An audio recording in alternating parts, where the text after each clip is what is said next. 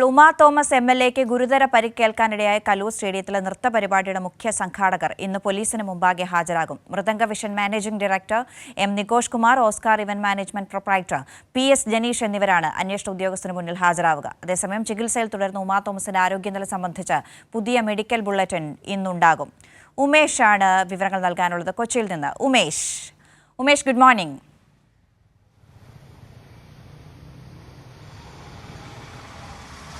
Good morning Anna. Yes Umesh, ഈ കൃത്യമായ ഒരു അനാസ്ഥ സംഭവിച്ചിട്ടുണ്ട്, ഗുരുതരമായ പിഴവുകൾ സംഭവിച്ചിട്ടുണ്ട് സംഘാടകരുടെ ഭാഗത്തു നിന്നുള്ളത് ആദ്യമേ തന്നെ വ്യക്തമായ ഒരു സംഗതിയാണ്. ഈ അപകടവുമായി ബന്ധപ്പെട്ട് മാത്രമല്ല, ചെറിയ കുട്ടികൾ, ഏതാണ്ട് 1500ഓളം കുട്ടികൾ പങ്കെടുത്ത പരിപാടിയാണ്. അതിൽ അവർക്ക് വേണ്ട സുരക്ഷാ സംവിധാനങ്ങൾ ഏർപ്പെടുത്തിയിരുന്നില്ല എന്നത് മാത്രമല്ല, പോലീസിന്റെ അന്വേഷണ പരിധിയിലേക്ക് ഈ പണം പിരിച്ചതുമായി ബന്ധപ്പെട്ടുള്ളത് കൂടി വരുന്നുണ്ടല്ലോ. പോലീസിന്റെ അന്വേഷണം ഏതു വിധമാണ് ഇപ്പോൾ പുരോഗമിക്കുന്നത്?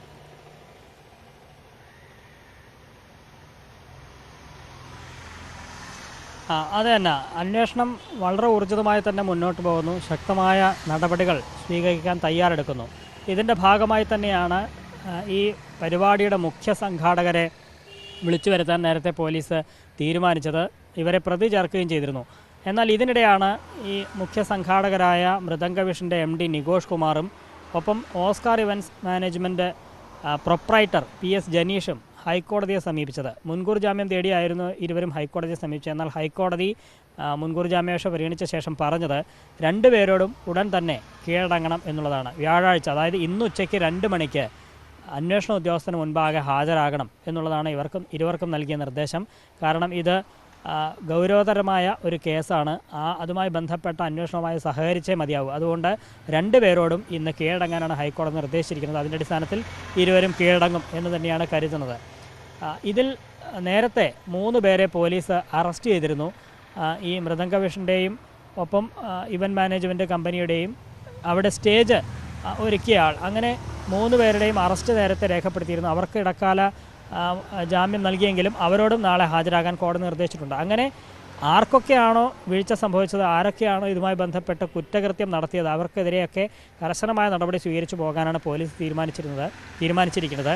അന്ന സൂചിപ്പിച്ചതുപോലെ ഇവർക്കെതിരെ നേരത്തെ ജാമ്യം ലഭിക്കാവുന്ന വകുപ്പുകളാണ് ചുമത്തിയെങ്കിൽ പിന്നീട് നരഹത്യാ ശ്രമത്തിന് ഉള്ള വകുപ്പുകൾ ചുമത്തിയാണ് കേസെടുത്തത്. അതായത് അത് ജാമ്യമില്ലാ വകുപ്പാണ്. അതിനു പുറമെയാണ് ഇപ്പോൾ സാമ്പത്തിക ക്രമക്കേട് നടന്നു എന്നുള്ള ആരോപണം പല കോണുകളിൽ നിന്ന് ഉയരുന്നത്. അവിടെ ഈ നൃത്തപരിപാടി അവതരിപ്പിച്ച കുട്ടികളുടെ രക്ഷിതാക്കളടക്കം അത്തരം പരാതിയുമായി പോലീസിനെ സമീപിക്കാനുണ്ടായത്. ഈ സാമ്പത്തിക തട്ടിപ്പ് നടന്നിട്ടുള്ളതായിട്ടുള്ള സംശയമുണ്ട്. അതുകൊണ്ട് അതിലൊക്കെ കൃത്യമായ അന്വേഷണം വേണം എന്നാവശ്യപ്പെട്ട് നൽകിയ പരാതിയുടെ അടിസ്ഥാനത്തിൽ ഇവർക്കെതിരെ വഞ്ചനാ കുറ്റത്തിനടക്കം കേസ് കൂടി ചുമത്തിയിട്ടുണ്ട്. അപ്പോൾ ഈ വിവിധ വകുപ്പുകൾ പ്രകാരം കുറ്റം ചുമത്തപ്പെട്ടവരാണ് ഇന്ന് പോലീസ് സ്റ്റേഷനിൽ ഹാജരാകാൻ പോകുന്നത്. ഇവരെ ചോദ്യം ചെയ്ത് ഇവരുടെ ഭാഗത്തു നിന്ന് വീഴ്ചയുണ്ടായെന്ന് പോലീസിന് ബോധ്യപ്പെട്ടാൽ ഇവരുടെ അറസ്റ്റ് അടക്കമുള്ള നടപടികളിലേക്ക് പോകും. വലിയ സാമ്പത്തിക തട്ടിപ്പ് നടത്തിയതിൻ്റെ ഓരോ വിവരങ്ങളാണ് ഓരോ ദിവസവും പുറത്തു വരുന്നത്. ഇവരിൽ നിന്ന് രജിസ്ട്രേഷൻ ഫീസായി 2000 രൂപ വാങ്ങുന്നു, വസ്ത്രം നൽകിയ വകയിൽ 1600 രൂപ വാങ്ങുന്നു, ഗിന്നസ് റെക്കോർഡ് അതുമായി ബന്ധപ്പെട്ട സർട്ടിഫിക്കറ്റ് ലഭ്യമാക്കാനായി വീണ്ടും തുക വാങ്ങുന്നു.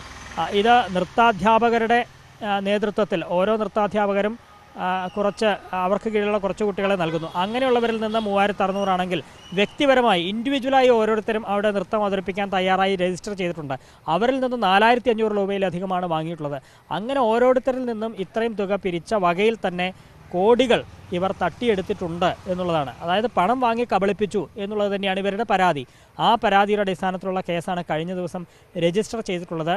ഇത് വലിയ തട്ടിപ്പ് നടന്നതായി തന്നെയാണ് പോലീസ് ഉദ്യോഗസ്ഥർ കാണുന്നത്. ഇങ്ങനെ ഗുരുതരമായ ഒരാളുടെ ഇത്തരത്തിൽ മരണം വരെ സംഭവിക്കാവുന്ന തരത്തിലുള്ള കുറ്റകൃത്യം അടക്കം ഇവർ ചെയ്തു എന്നതിന് പുറമെയാണ് ഈ സാമ്പത്തിക തട്ടിപ്പ് കൂടി പോലീസ് കാണുന്നത്. ഒപ്പം ആദായ നികുതി വകുപ്പ് അടക്കം ഇതിൽ ഇടപെടും എന്നാണ് കരുതുന്നത്. അവരടക്കം ഇതുമായി ബന്ധപ്പെട്ട അന്വേഷണം നടത്തുന്നു എന്നാണ് മനസ്സിലാക്കുന്നത്. ആ തരത്തിൽ സാമ്പത്തിക തട്ടിപ്പ് കുട്ടികൾക്ക് സുരക്ഷ ഒരുക്കാത്ത വിധമുള്ള ഈ പണം വാങ്ങിയിട്ടും അവർക്ക് വേണ്ട സംവിധാനങ്ങൾ ഒരുക്കാതെയുള്ള ഒരു പരിപാടി സംഘടിപ്പിക്കുന്നു എന്നതൊക്കെയാണ് അതിൽ ഏറ്റവും പ്രധാനപ്പെട്ട ഒരു കാര്യം. എന്തായാലും പോലീസ് അന്വേഷണം നടക്കുകയാണ്. ഉമാ തോമസ് MLAക്ക് പരിക്കേറ്റ സംഭവം അടക്കം സാമ്പത്തിക പിരിവ് അടക്കമുള്ള സംഭവങ്ങളിലൊക്കെ അന്വേഷണം നടക്കുന്നു. ഇനി നമുക്കറിയാനുള്ളത് ഉമാ തോമസ് MLAയുടെ ആരോഗ്യനില ഇപ്പോൾ എങ്ങനെയാണ് എന്നാണ്. കഴിഞ്ഞ ദിവസങ്ങളിൽ പറഞ്ഞത് വെന്റിലേറ്ററിൽ കുറച്ചു ദിവസം കൂടെ തുടരട്ടെ ഉണ്ടാകട്ടെ എന്നതാണ്. പക്ഷേ ശ്വാസകോശത്തിനും തലച്ചോറിനും ഏറ്റ പരിക്കുകൾ ഭേദപ്പെട്ടു വരുന്നു എന്ന് മാത്രമല്ല, ഇന്നലെ ഉമാ തോമസ് ചെറിയ 1-2 വാക്കുകൾ ഉച്ചരിക്കുക കൂടി ചെയ്തിട്ടുണ്ട്. ആശ്വാസകരമായ വാർത്തയാണ്. ഏറ്റവും ഒടുവിൽ ആശുപത്രി വൃത്തങ്ങൾ നൽകുന്ന വിവരം എന്താണ്?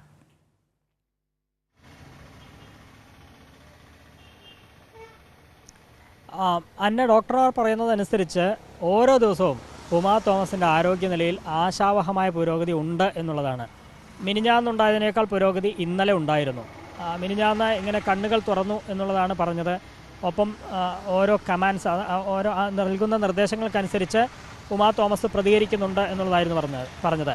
ഇന്നലെ പുതുവത്സരാശംസയടക്കം നേരുന്ന രീതിയിലേക്ക് ആരോഗ്യനിലയിൽ വലിയ പുരോഗതി ഉണ്ടായിട്ടുണ്ട് എന്ന് ഇന്നലെ രാവിലെ ഡോക്ടർമാർ മാധ്യമങ്ങളെ കണ്ടപ്പോൾ പറഞ്ഞിരുന്നു. അപ്പോൾ ഓരോ ദിവസവും ക്രമേണ ആരോഗ്യനിലയിൽ പുരോഗതി തന്നെയാണ് ഉണ്ടാകുന്നത്. ഇന്നും ഒരുപക്ഷെ 10 മണിയോടെ ഡോക്ടർമാർ മാധ്യമങ്ങളെ കാണുമെന്ന് പ്രതീക്ഷിക്കുന്നു. കൂടുതൽ പുരോഗതി ഉണ്ടാകും എന്ന് തന്നെയാണ് പ്രതീക്ഷിക്കുന്നത്. പക്ഷേ വെന്റിലേറ്ററിൽ നിന്ന് മാറ്റിയിട്ടില്ല. അത് വെന്റിലേറ്റർ സഹായം കുറച്ചു കൊണ്ടുവരാനുള്ള ശ്രമമാണ് ഡോക്ടർമാർ നടത്തുന്നത് എന്നാണ് പറയുന്നത്. അങ്ങനെ പൂർണ്ണമായും മാറ്റാവുന്ന ഒരു നിലയിലേക്ക് ഒരുപക്ഷെ 2 ദിവസത്തിനകം എത്തിയേക്കാം എന്ന് ഡോക്ടർമാർ പറയുന്നുണ്ട്. ഈ തലച്ചോറുമായി ബന്ധപ്പെട്ട പ്രശ്നങ്ങൾ അതിൽ ആശങ്ക വേണ്ട എന്നുള്ളതാണ് പറയുന്നത്. കാരണം നൽകുന്ന നിർദ്ദേശങ്ങൾക്കനുസരിച്ച് പ്രതികരിക്കുന്നുണ്ട് എന്ന് പറയുമ്പോൾ വലിയ പുരോഗതി അക്കാര്യത്തിലുണ്ട് എന്നുള്ളത് തന്നെയാണ്. പക്ഷേ ശ്വാസകോശവുമായി ബന്ധപ്പെട്ട് ശ്വാസകോശത്തിൽ വലിയ ക്ഷതമേറ്റിട്ടുണ്ട്. അതിൻ്റെ ചികിത്സയാണ് തുടരുന്നത്. അത് അതീവ ശ്രദ്ധ ചെലുത്തി തന്നെ മുന്നോട്ട് പോവുകയാണ്. കാരണം എന്തെങ്കിലും തരത്തിലുള്ള പ്രശ്നങ്ങളുണ്ടായാൽ ഒരുപക്ഷെ ന്യൂമോണിയ അടക്കം വരാനുള്ള സാധ്യതയുണ്ട്. അതുകൊണ്ട് അത്രയും കരുതലോടെ വളരെ കൃത്യമായ ചികിത്സയാണ് ഉമാ തോമസിന് നൽകി വരുന്നത്. ഒരുപക്ഷെ നാളെയോ മറ്റന്നാളെയോ ഒക്കെ ആയി ഈ വെന്റിലേറ്റർ സഹായമില്ലാതെ പോകാൻ കഴിയും എന്നൊരു പ്രതീക്ഷ ഡോക്ടർമാർ ഇന്നലെ പങ്കുവച്ചിരുന്നു. അതിലേറ്റവും ലേറ്റസ്റ്റ് അപ്ഡേറ്റ് എന്താണ് എന്നുള്ളത് ഒരുപക്ഷെ ഇന്ന് 10 മണിയോടെ ഡോക്ടർമാർ വിശദീകരിക്കും എന്ന് തന്നെയാണ് പ്രതീക്ഷിക്കുന്നത്. അന്ന. ശരി, ഉമേഷാണ് കൊച്ചിയിൽ നിന്ന് വിവരങ്ങൾ നൽകിയത്. ശരി ഉമേഷ്.